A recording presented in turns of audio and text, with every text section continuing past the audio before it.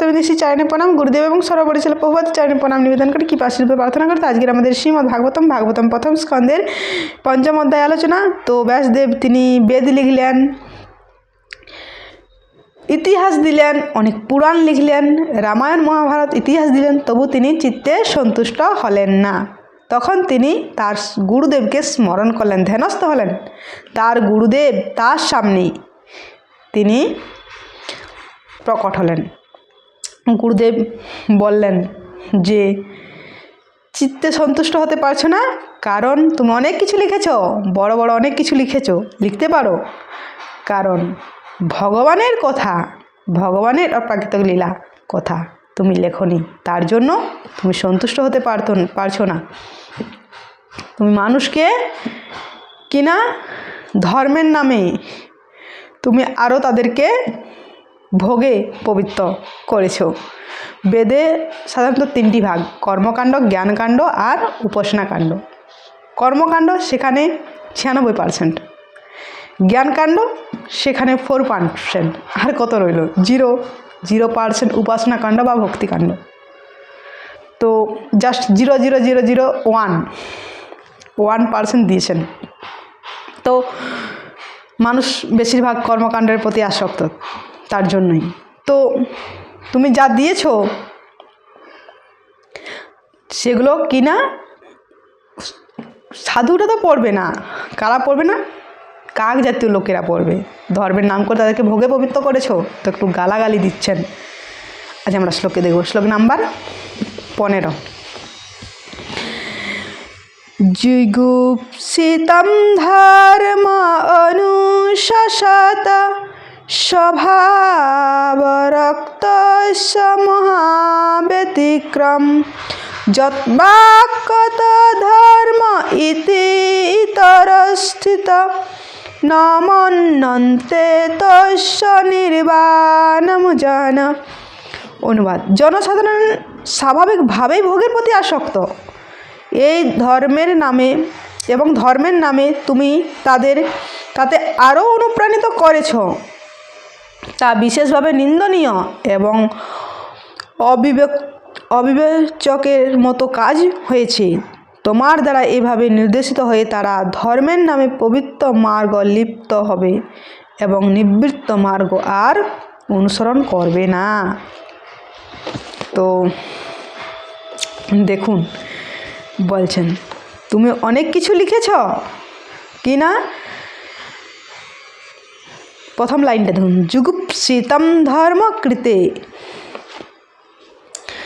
শাশ্বতম, অর্থাৎ তুমি নিন্দনীয় কাজ করেছ, জগৎটাকে একদম শেষ করে দিয়েছো। তুমি কিছুই মঙ্গল করোনি, কিচ্ছু মঙ্গল করোনি। তুমি মনে করছো আমি মঙ্গল করেছি, কিচ্ছু মঙ্গল হয়নি। ধর্মের নামে সকলে আবার ভোগে তাদেরকে পবিত্র করেছো। তারপর সেখানে স্বভাব রক্তস্য মহান ব্যতিক্রম, অর্থাৎ ধর্মের নাম করে কিনা মানুষ একেই ভোগে আসক্ত, আর তাদেরকে তুমি আবার উৎসাহ দিয়েছো ধর্মের নামে আরও তারা বেশি করবে। লোকে বলে না, অনেক গুরুদেব তারা আসে, আত্মাকে কষ্ট দিয়ে ভজন হয় না, আত্মা যা চায় তাকে সেই রকম দিতে হয়, খেতে দিতে হয়।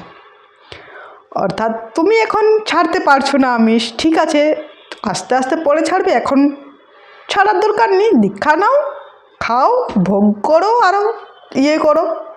গুরুদেব তারা আসে, গুরুদেব তারা নিজেরাই খায়, তো ছাড়তে পারে না, তাহলে শিষ্যকে তো এরকম বলবেই। তারা শিষ্য অনেক মানুষকে দীক্ষা দিচ্ছেন। হঠাৎ আমার বাড়িতে একবার এসেছিল এক গুরুদেব, তো জানি না, আমি তাকে চিনতাম না। তিনি এসে বলছেন, মা অনেক আশা নিয়ে এসেছি, আমি গুরুদেব, আমি দীক্ষা দিই। হ্যাঁ গুরুদেব, আপনি আসুন, বসুন। তো একাদশীর দিন এসেছিলো। আমি বললাম, দেখুন আমি তো একাদশীর প্রসাদ ছাড়া আমি অন্য কিছু দিতে পারবো না আজকে। তিনি বললেন, আমি 4টা একাদশী করি, এই গুরুদেবের লক্ষণ। 4টা একাদশী করেন, বাকি সব করার দরকার নেই, 4টা বড় বড় করলেই হয়ে যাবে। ঠিক আছে আপনি করেন, কিন্তু আমি তো একাদশী, আমি তো অন্য কিছু আজ প্রসাদ দিতে পারবো না। তো ঠিক আছে, তো তিনি এসে আমাকে বললেন, তো সেই কথাটা আমি বলছি না। তো এরকম গুরুদেব অনেক অনেক মানুষকে দীক্ষা দিচ্ছেন, এবং হ্যাঁ দীক্ষা যবে নেবে সেদিন নিরামিষ খাবে, বাদ বাকি নিরামিষ খাওয়ার দরকার নেই, আমিষই খান, এই করে চলছে। তো তারপর দেখুন,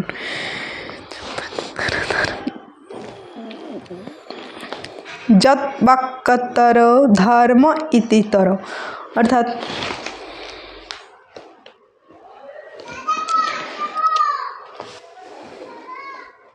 কি না, তুমি মনে করছো যে আমি অনেক, ব্যাসদেবের উদ্দেশ্যটা ভালো ছিল, তিনি মনে করছেন যে মাসে একবার তিনি আমিষ করে, যারা আমিষ ছাড়তে পারে না তাদেরকে মাসে একবার তারা বনে গিয়ে, দূরে গ্রাম থেকে দূরে গিয়ে বনে মা কালীকে নিবেদন করে, সেখানে সংকল্প করতে হয়, অনেক রকম সংকল্প আছে, এটা যে আমি আজ হত্যা করছি পরের জন্মে, এরকম একটা অনেক সংকল্প আছে। তো সেই অমাবস্যার দিন সেই মাকে নিবেদন করে প্রসাদ। তো এই করতে করতে মানুষ ছেড়ে দেবে, যে মাসে একদিন সেকে নিয়ে রাত্রেবেলায় সেই পশুকে নিয়ে মায়ের সামনে নিবেদন করে খাওয়া তো ঝামেলা, তার থেকে ছেড়ে দেবে মানুষ, সেরকম উদ্দেশ্য ছিল। কিন্তু এখনকার বর্তমানে মাংস খাওয়ার কথা বলা আছে, তো তার জন্য দেখেন না কসাইখানা যে দোকানগুলো মা কালীর ছবি টাঙিয়ে দিয়েছে, প্রতিদিন প্রসাদ হচ্ছে, মায়ের প্রসাদ খান, একবার আছে মানে সেটা প্রতিদিনই করবে। তো সেরকম ব্যাসদেবের পরম্পরা। তো আসক্ত মানুষ,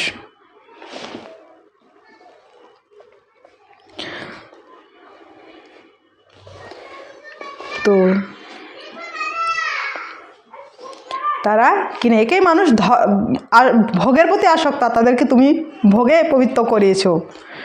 সমাজে যা চলছে ধর্মের নামে সব অধর্ম, তো সেই রকম মানুষ কি করবে না, আবার ভোগে পবিত্র হবে। তাই এমন একটা শাস্ত্র তুমি রচনা করবে, পরে দেখব সেটা। তো তিনি বলছেন, এভাবে গালাগালি দিচ্ছেন। আবার এক জায়গায় একজন লিখেছেন, যদি মন ঠিক থাকে তাহলে সব কিছু, যদি শুকরের মাংস খেয়েও যদি ভক্তি করে, মন ঠিক থাকলে সব ঠিক থাকে। কোথায় লেখা আছে?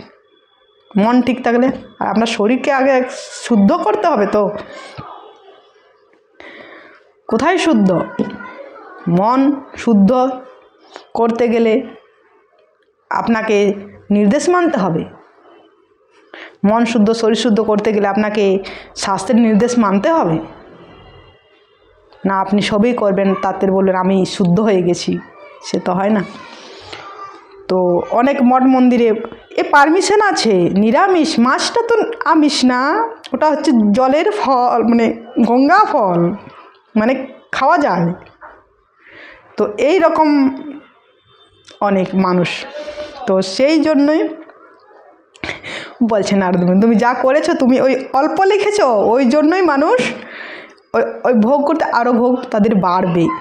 ছি, যা করেছো এর জন্য তুমি দায়ী, তুমি যাই একদম শেষ করে দিয়েছো,